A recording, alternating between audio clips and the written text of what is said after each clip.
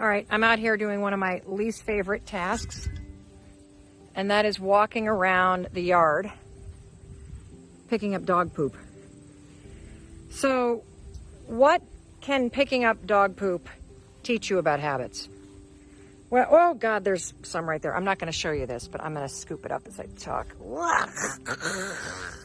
I hate this. The reason why I have to clean up this mess that my dog makes is because I did not consciously train him where to go. I did not create the habit in my dog of going to the bathroom in a particular place. When we got him as a puppy, it was wintertime. Ugh, yuck. And we just kind of let him go outside unsupervised, and now I got a problem. He has created a habit of just going to the bathroom wherever the heck he chooses. And so there's constantly poop all over this beautiful lawn. So what can you learn about habits from training a dog? Well, first of all, what is a habit? A habit is just a pattern of behavior that you repeat subconsciously. That's all that a habit is, okay? There aren't good ones or bad ones. There are just habits that work for you and habits that don't. And at any moment, when you think about habits as just a pattern that you repeat, it gets stored right here in the interior part of your brain in your subconscious. When you think about habits as nothing more than patterns, if you have a habit that no longer works for you, you aren't broken. You just have a pattern that's broken. So every habit has three parts. That's what makes up the pattern.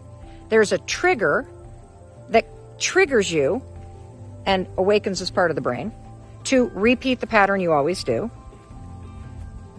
And that pattern could be chewing your nails. That pattern could be procrastinating. That pattern could be snapping at your kids. That pattern could be doubting yourself. It could be any pattern. For the dog, it's the pattern of just running around and going to the bathroom wherever the heck he wants.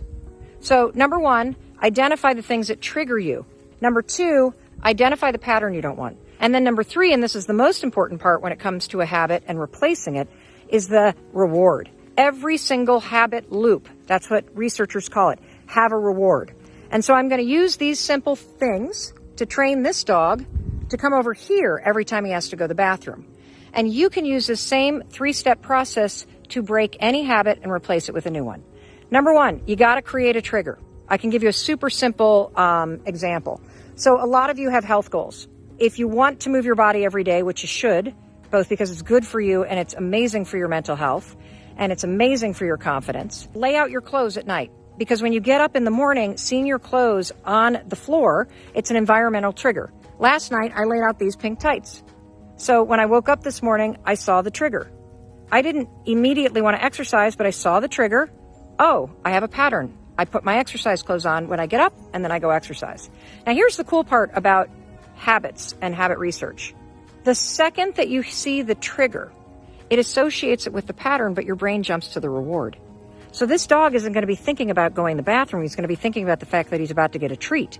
For me, I love to make a breakfast burrito and have one after I exercise. So the second I see my tights, here's the funny thing about my brain. I don't think about exercising. I think about the burrito, the reward that I'm going to have when I'm done exercising.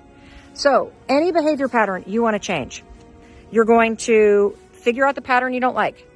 You're going to come up with a trigger to trigger the new behavior. You're going to then do what you need to do. Exercise, walk the dog wherever, stop biting your nails, take a breath before you snap at somebody. Whatever the behavior pattern is that you want to replace it with, the good behavior. And then you're going to give yourself a reward. If you do this every day and you repeat this process, trigger, new pattern, reward, you will use science to replace old behavior with new behavior that supports you. It takes very little time because habits are created through repetition. This is the art of simple discipline in your life. You make a promise to yourself, and then you use these little tools I'm giving you to keep the promise you made. That, my friend, is how training a dog to go to the bathroom where you want it to go is just like training yourself to do something new that you haven't done before. Triggers and rewards. It'll get done. All right, you ready? Let's go see the puppy. Come on.